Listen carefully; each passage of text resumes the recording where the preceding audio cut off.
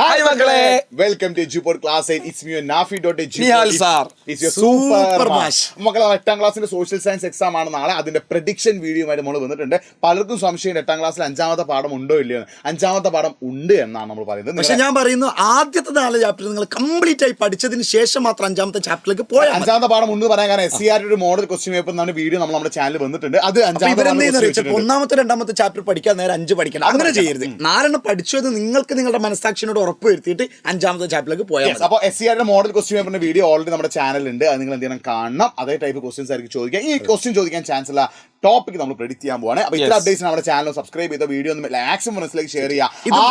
ഇത് പഠിച്ചാൽ എന്തായാലും ഒരു 38 മാർക്ക് കിട്ടില്ല. 40ലാണ് ഇവർക്ക് എന്തായാലും മാർക്ക് 38 ഷുവർ. പിന്നെ എന്തെങ്കിലും ഇൻസ്റ്റാഗ്രാം ഉപയോഗിക്കുന്ന ആളുകൾ നാഫി.എജ്യൂപോഡ് നിഹാൽ സാർ സൂപ്പർ മാച്ച് 2 ഉണ്ട്. അതൊക്കെ എന്ത് ചെയ്യുന്നു ഫോളോ ചെയ്ത് വെച്ചിട്ടോ. എന്നാൽ തുടങ്ങിയോ സാർ? സാർ മൈക്ക് എടുത്തോളൂ. ഓക്കെ, അപ്പോൾ നമ്മൾ ഫസ്റ്റ് ചാപ്റ്റർ ആണ് നമ്മൾ ആര് വന്നത്, ബ്രിട്ടീഷുകാരും പോർച്ചുഗീസുകാരൊക്കെ വന്ന ഒരു സംഭവം അല്ലേ. അതൊരു ഓർഡറിൽ പഠിക്കാണ്ടോ. അതായത് ആദ്യം ആരാണ് വന്നത് നമുക്കറിയാലോ. പോർച്ചുഗീസുകാരും ബ്രിട്ടീഷുകാരും ഫ്രഞ്ചുകാരും പിന്നെ ബ്രിട്ടീഷുകാരൊക്കെ ഇവിടെ ഉണ്ട് എന്നുള്ളത്. അപ്പോൾ അവരിൽ ആരാണ് ആദ്യം വന്നത് അതൊരു ഓർഡറിൽ നിങ്ങൾ എന്ത് ചെയ്യണം, പഠിച്ചു വെക്കണം. പോഡ ബീഫ് എന്നുള്ളത് മനസ്സിലാക്കി വെച്ചാൽ മതി. പി ആരായിരുന്നു പോർച്ചുഗീസുകാർ, പിന്നെ ഡ ആരാണ് ഡച്ചുകാർ, ബി ആരാണ് ബ്രിട്ടീഷുകാർ, എഫ് ആരാണ് ഫ്രഞ്ചുകാർ. അതങ്ങനെ ഒരു ഓർഡറിൽ പഠിച്ചാൽ മതി. പോഡ ബീഫ് അതൊരു 1 വേർഡ് ആയിട്ട് ചോദ്യം ഉണ്ടാവും. പിന്നെ അതുപോലെ തന്നെ പോർച്ചുഗീസുകാരുടെ കോൺട്രിബ്യൂഷൻ നമുക്കറിയാലോ. കാഷ്യൂ ട്രീ അല്ലെങ്കിൽ നമ്മൾ പറയുന്ന മറ്റേ എന്താ കശുമാവ്, പിന്നെ അതുപോലെ തന്നെ മറ്റേ പേരക്ക, പൈനാപ്പിൾ, ഇതൊക്കെ ഇൻട്രൊഡ്യൂസ് ചെയ്തത് അവരാണ്. പിന്നെ അതുപോലെ തന്നെ നമ്മൾ ആദ്യ അച്ചടിശാല, പിന്നെ ആദ്യത്തെ മാനുവൽ ഫോർട്ട്, ഇതൊക്കെ അവരായിരുന്നു. ബാക്കി കാര്യങ്ങളൊക്കെ ഉണ്ട്. ഇനി ബാറ്റിൽ ഓഫ് കൊളച്ചൽ, അതിലാണ് എന്ത് ചെയ്യുന്നത് നമ്മുടെ മാർത്താണ്ഡവർമ്മ ആരെ തോൽപ്പിക്കുന്നത്, ഡച്ചുകാരെ തോൽപ്പിക്കുന്നത്. അത് മനസ്സിലാക്കി വെക്കുക. 1741 മനസ്സിലാക്കുക.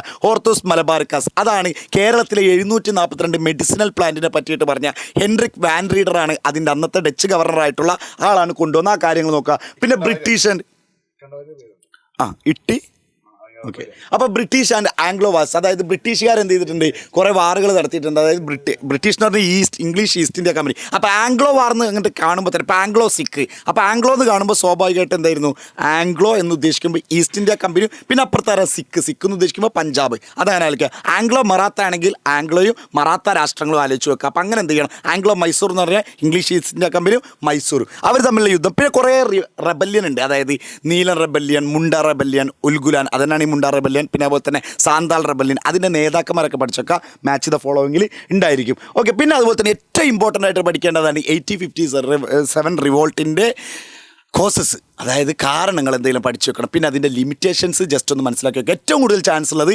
കോസസ് തന്നെയാണ്. കോസസ് ആണ് ഏറ്റവും കൂടുതൽ ചോദിക്കാനുള്ള. എൻ്റെ കണ്ണിൽ ഇങ്ങനെ ക്വസ്റ്റ്യൻ പേപ്പർ ഇങ്ങനെ ഇതാ കാണുന്നുണ്ട്. അതിൽ കോസസ് ആണ് കാണുന്നത്, കാരണങ്ങളാണ് കാണുന്നത്. ജീം ബൂം ബാ Chess number 2 on the stage. So മക്കളെ സെക്കൻഡ് ചാപ്റ്ററിൽ കടക്കാൻ വേണ്ടി പോകണം. സെക്കൻഡ് ചാപ്റ്റർ നിർബന്ധം നിങ്ങൾ പഠിച്ചിരിക്കുന്ന കാര്യങ്ങൾ മക്കളെ. പ്രധാനമായും നമുക്ക് ഈ ചാപ്റ്ററിൽ പഠിക്കാൻ വേണ്ടി പോകുന്നത് നമ്മുടെ നാഷണൽ മൂവ്മെൻറ്റ്സിനെ പഠിക്കുക അല്ലേ. അതിന് മുന്നേ നാഷണലിസം നമ്മൾക്കിടയിൽ ഉണ്ടാക്കാൻ സഹായമായി ന്യൂസ് പേപ്പറിൻ്റെ റോൾ എന്തോ, ന്യൂസ് പേപ്പറിൻ്റെ റോൾ പഠിക്കണം. അതുപോലെ തന്നെ social reform movements and Rajaram Mohan Roy, സാമൂഹ്യ പരിഷ്കരണ പ്രസ്ഥാനങ്ങളെ പറ്റി ഡീറ്റെയിൽ ആയി പഠിക്കണം. അതിൽ രാജാറാം മോഹൻ റോയുടെ ഭരണപരിഷ്കാരം നിർബന്ധമായും പേപ്പറിൽ ചോദിക്കും. അത് മറ്റേ സാർ പറയുമ്പോൾ എനിക്ക് മനസ്സിൽ കാണാനല്ല, ചോദിക്കും കൃത്യമായി നോട്ട് ചെയ്ത് വെച്ചു. ഏതാണ് രാജാറാം മോഹൻ റോയുടെ പിന്നെ എന്താണ് അദ്ദേഹത്തിൻ്റെ റിഫോംസ്. അതുപോലെ തന്നെ പിന്നെ ഇന്ത്യൻ നാഷണൽ കോൺഗ്രസിനെ പറ്റി, അതിലെ മോഡറേറ്റും ആൻഡ് എക്സ്ട്രീമിസ്റ്റും അവർ തമ്മിലുള്ള കാര്യങ്ങൾ പഠിച്ചേക്കാം. ആ ലീഡേഴ്സിൻ്റെ പേര് പഠിച്ചേക്കണം. അതുപോലെ തന്നെ ഹോം റൂൾ മൂവ്മെൻറ്റും അതുപോലെ ആൾട്ടർനേറ്റീവ് പാസും അല്ലേ. അതിൻ്റെ കൂടെ തന്നെ എന്താണ് പിന്നെ നമ്മുടെ ഇത്തരത്തിലുള്ള പ്രധാനപ്പെട്ട മൂവ്മെൻറ്റ്സിൻ്റെ ചില വർഷങ്ങളൊക്കെ ഉണ്ട്. ആ വർഷങ്ങളൊക്കെ നോട്ട് ചെയ്തൊക്കെ 1 വേർഡൊക്കെ ആയിട്ട് ചോദിക്കാൻ സാധ്യതയുള്ള ടോപ്പിക്. റെഡി. ഇനി നിങ്ങൾക്ക് ഏറ്റവും കൂടുതൽ വെയിറ്റേജ് ചോദിക്കുന്ന ചാപ്റ്റർ 3ാമത്തെ ചാപ്റ്റർ ആണ്. വളരെ ഇമ്പോർട്ടൻ്റ് ആണ്. നമുക്ക് കുറച്ചധികം പഠിക്കാനുള്ള ചാപ്റ്റർ. അപ്പോൾ ഇതിൻ്റെ എല്ലാ ടോപ്പിക്കും ഇമ്പോർട്ടൻ്റ് ആണ്. പക്ഷേ ഞാൻ ചില ഭാഗങ്ങൾ ഞാൻ യെല്ലോ ഇടും. അത് ഞാൻ മനസ്സിൽ കണ്ടതോ അല്ലെങ്കിൽ നോക്കിയതൊന്നല്ല, ഇത് ചോദിക്കുന്നുള്ള കാര്യം ഉറപ്പാണ്. അപ്പോൾ ശ്രദ്ധിച്ചോ, ഇതിൽ ഒന്ന് എക്സാമിന് ചോദിക്കാൻ ചാൻസ് ഉള്ള ഒന്ന് കൊറിയോലിസ് ഫോഴ്സ് അഥവാ കൊറിയോലിസ് ബലം എക്സാമിന് എന്ത് ചെയ്യും, ചോദിക്കും കേട്ടോ. പിന്നെ അടുത്തത് equinox, summer and winter solstice, ഗ്രീഷ്മയന ദിനം, വിഷുവങ്ങൾ, ശൈത്യയന ദിനം, അതിൻ്റെ പ്രത്യേകത എന്ത് ചെയ്യും, എക്സാമിന് ചോദിക്കും. പിന്നെ ഈ സീസൺസിൽ ഓട്ടം ആൻഡ് സ്പ്രിംഗ്, ശരത്കാലവും വസന്തകാലവും എക്സാമിന് പഠിച്ചു വെച്ചോ, അതിൻ്റെ സവിശേഷത എന്ത് ചെയ്യും, ചോദിക്കും. പിന്നെ ഈ ഗ്രീൻവിച്ച് ടൈമും സ്റ്റാൻഡേർഡ് ടൈമും ലോക്കൽ ടൈമും, ഇത് മൂന്നും എന്ത് ചെയ്യും, എക്സാമിന് ചോദിക്കും. പിന്നെ ഇന്റർനാഷണൽ ഡേറ്റ് ലൈൻ അഥവാ അന്താരാഷ്ട്ര ദിനാങ്കരേഖ, ഇതും വളരെ വളരെ ഇമ്പോർട്ടൻ്റ് ആണ്, എക്സാമിന് ചോദിക്കും. അപ്പോൾ ഇത്രയും ടോപ്പിക്കിൽ നിന്ന് ക്വസ്റ്റ്യൻ ചോദിക്കും. അപ്പോൾ ഇതിനൊക്കെ എങ്ങനെയാണ് ചോദിക്കുക എന്നുള്ളത് ഓൾറെഡി നമ്മളൊരു വീഡിയോ, അതായത് ഗവൺമെൻറ് ഇറക്കിയിട്ടുള്ള SCRൻ്റെ മോഡൽ ക്വസ്റ്റ്യൻ പേപ്പറിൻ്റെ വീഡിയോ ഓൾറെഡി നമ്മുടെ ചാനലിൽ ചെയ്തിട്ടുണ്ട്. അത് കാണാൻ മറക്കരുത്. ഇതൊക്കെ ഇമ്പോർട്ടൻ്റ് ആണ്. ഈ ഒരു യെല്ലോയിൽ ഇട്ട് വെച്ച കാര്യങ്ങൾ പഠിച്ചോ, ഇതിനെല്ലാം നിങ്ങൾക്ക് ചോദിക്കാൻ ഏറ്റവും കൂടുതൽ വെയിറ്റേജ് ചോദിക്കുന്നത് 3rd ചാപ്റ്റർ ആട്ടോ. ഓക്കെ, 4ാമത്തെ ചാപ്റ്റർ വരൂ. ഇത്ര അപ്ഡേറ്റ്സ് നമ്മുടെ ചാനൽ ഒന്ന് എന്ത് ചെയ്യുക, സബ്സ്ക്രൈബ് ചെയ്യുക, ഈ ഒരു വീഡിയോ മാക്സിമം ഫ്രണ്ട്സിലേക്ക് എന്ത് ചെയ്യുക, ഷെയർ ചെയ്യുക, നോട്ടിനായിട്ട് കമ്മ്യൂണിറ്റിയിൽ ജോയിൻ ചെയ്യാൻ മറക്കരുത്.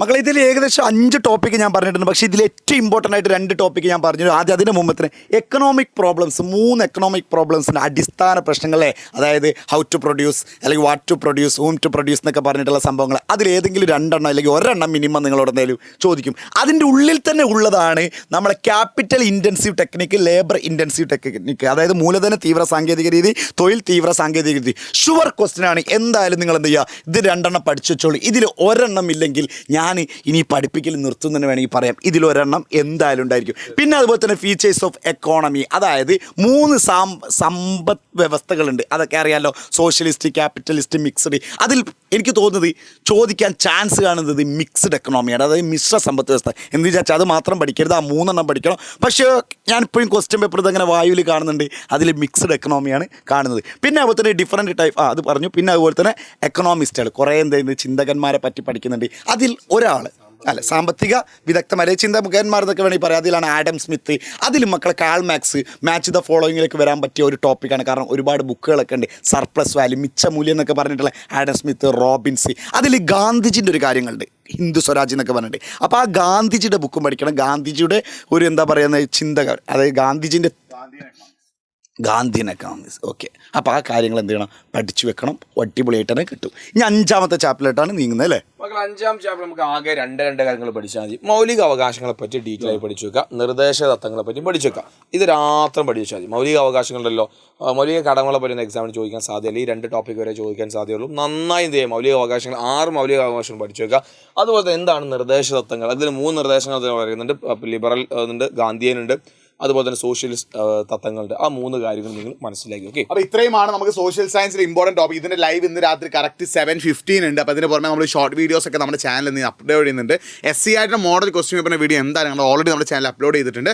SC ആയിട്ട് മോഡൽ ക്വസ്റ്റ്യൻ പേപ്പർ കാണാതെ പോകരുത്, കാരണം ആ ടൈപ്പ് ആയിരിക്കും ക്വസ്റ്റ്യൻസ് ഉണ്ടാവും. ഇതുവരെ നിങ്ങൾ കഴിഞ്ഞ എക്സാമിൻ്റെ പാറ്റേണൊക്കെ നോക്കുമ്പോൾ SC ആയിട്ട് മോഡൽ ക്വസ്റ്റ്യൻ പേപ്പറിലെ ക്വസ്റ്റ്യൻസിൻ്റെ മോഡൽ എന്താണോ അതേ ക്വസ്റ്റ്യൻ അല്ല, അതേ മോഡലുള്ള ചോദ്യങ്ങൾ ചോദിക്കുക. അപ്പോൾ അതെന്തായാലും വീഡിയോ കാണാം. പ്രഡിക്ഷൻ മാക്സിമം മനസ്സിലേക്ക് അയച്ചു കൊടുക്കുക, ഉഷാറാക്കുക. അപ്പോൾ എല്ലാവർക്കും സോഷ്യൽ സയൻസ് എക്സാം ഈസി ആയിട്ട് അപ്ഡേറ്റ്സിനായിട്ട് nafi.edu, നിഹാൽ സാർ, സൂപ്പർ മാഷ് എന്നീ ഇൻസ്റ്റാഗ്രാം ഐഡികൾ ഫോളോ ചെയ്തോ. ഈ വീഡിയോ മാക്സിമം ഫ്രണ്ട്സിലേക്ക് അയക്കുക. ഇറ്റ്സ് മീ അവർ സൈനിങ് ഓഫ്. ബൈ.